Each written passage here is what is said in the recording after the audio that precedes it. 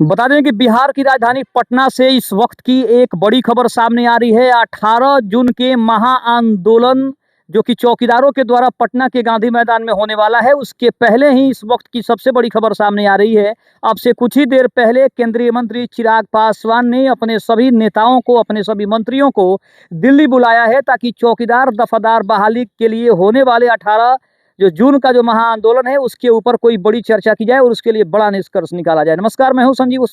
सिंह और आप देख रहे हैं आप तक न्यूज। अगर आप हमारे चैनल पर नए हैं तो चैनल को जरूर सब्सक्राइब कर लें। आपको बता दें कि बिहार की राजधानी पटना से इस वक्त की सबसे बड़ी और सबसे अहम खबर सामने आ रही है। बताया जा रहा है, अगर हम बड़ी खबर सामने आ रही है कि केंद्रीय मंत्री चिराग पासवान ने चौकीदार दफादार बहाली को लेकर जो 18 जून को महाआंदोलन गांधी मैदान में होने वाला है, यानी कि बिहार की राजधानी पटना में होने वाला है, उसके पहले ही उन्होंने अपने सारे मंत्रियों को दिल्ली बुलाने का काम किया है। और सूत्रों के हवाले से बड़ी खबर यह भी आ रही है कि इस बैठक में चौकीदार दफादार बहाली को लेकर एक बड़ी खबर सामने आ सकती है, एक बड़ा अपडेट सामने आ सकता है। क्योंकि अगर बात करें तो लखिंद्र पासवान, संजय सिंह और संजय पासवान जो कि केंद्रीय मंत्री चिराग पासवान के दो मंत्री हैं। लखिंद्र पासवान बीजेपी के मंत्री हैं और उन्होंने भी चौकीदार दफादार बहाली पर बहुत पहले कहा था कि सम्राट चौधरी से उनकी लगातार बातचीत हो रही है और इसके बारे में बहुत ही जल्द कोई बड़ी घोषणा होने वाली है, कोई बड़ा फैसला होने वाला है। हालांकि अभी तक सिर्फ उन्होंने आश्वासन दिया था। संजय सिंह की बात करें, संजय पासवान की बात करें तो उन्होंने भी सम्राट चौधरी जब बिहार के उप मुख्यमंत्री थे तब उन्होंने मुलाकात की थी और उसके बाद भी उन्होंने कहा था कि वो लगातार उनके संपर्क में हैं कि आखिर चौकीदार दफादार बहाली पर सरकार क्या सोच रही है और सरकार कौन सा बड़ा फैसला कर रही है। लेकिन आपको बता दें कि ये इस वक्त की सबसे बड़ी खबर है। अगर हम बात करें तो कुछ बड़े न्यूज़ चैनलों ने भी ये साबित किया है और ये दिखाने का प्रयास किया है कि चौकीदार दफादार मामले को लेकर चिराग पासवान ने दिल्ली में एक बड़ी बैठक बुलाई है अपने ऑफिस में, अपने कार्यालय में, और वहां इसके विषय में एक बड़ी चर्चा हो सकती है और इसके ऊपर 18 जून से पहले कोई बड़ी घोषणा भी हो सकती है। आपको बता दें कि आश्रितों की मांग है कि उनकी जो रुकी हुई बहाली है उस बहाली को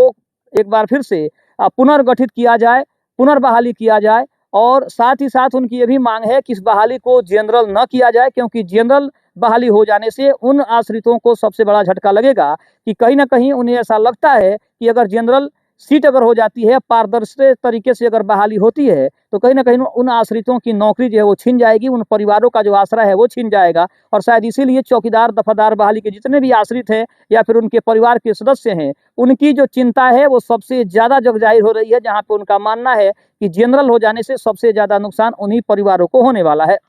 दूसरी सबसे अहम बात यह है कि केंद्रीय मंत्री चिराग पासवान ने बार बार कहा है कि वो सिर्फ एक जाति के नेता नहीं है, वो सिर्फ दलित के नेता नहीं है, वो महादलित के नेता नहीं है, बल्कि वो सभी जातियों के नेता हैं, वो सभी धर्मों के नेता हैं, वो पूरे पूरे बिहार के नेता हैं। तो कहीं ना कहीं ये जताने की उन्होंने कोशिश की है कि वो सिर्फ एक जातियों पे भरोसा नहीं करते हैं, उनको सभी जातियों का सपोर्ट चाहिए। क्योंकि 2030 का जो विजन है मुख्यमंत्री बनने का, वो चिराग पासवान का कहीं ना कहीं सबसे बड़ा विजन है। और 2025 के ही विधानसभा चुनाव में तमाम तरह की मांग उठी थी कि चिराग पासवान को मुख्यमंत्री बना दिया जाए ताकि वो जो चौकीदार दफादार बहाली है उसको वो पुनर्गठित कर सकें। लेकिन कहीं ना कहीं चिराग पासवान ने साफ तौर पे कहा था कि नीतीश कुमार के नेतृत्व में चुनाव लड़ा गया है और नीतीश कुमार ही उनके अगले मुख्यमंत्री बनने वाले हैं। हालांकि नीतीश कुमार मुख्यमंत्री बने भी और कुछ ही महीनों के बाद उन्हें राज्यसभा भेज दिया गया और अब बिहार के नए मुख्यमंत्री सम्राट चौधरी ने पद को संभाल लिया है। लेकिन अभी भी मुद्दा वहीं रुका हुआ है कि आखिर आश्रितों को उनका हक कब मिलेगा,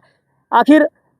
जो चौकीदार दफादार के जो भी आश्रित हैं उनको नौकरी कब मिलेगी, जो रुकी हुई बहाली है वो बहाली कब होगी। हालांकि बात करें तो नीतीश कुमार की सरकार में हाई कोर्ट ने साफ तौर पे ये आदेश दे दिया था और बहाली पर पूरी तरीके से रोक लगा दिया था कि ये जो बहाली है वो सिर्फ किसी एक परिवार या फिर एक धर्म एक जाति का नहीं है, उसके लिए सभी जातियों के लोग स्वतंत्र है, जो भी चाहे इस बहाली में भाग ले सकते हैं और इसमें बहाल हो सकते हैं। क्योंकि 10वीं पास अनिवार्य कर दिया गया है। फिजिकल की बात करें तो कहीं ना कहीं उसको साइकिल चलाना आना चाहिए।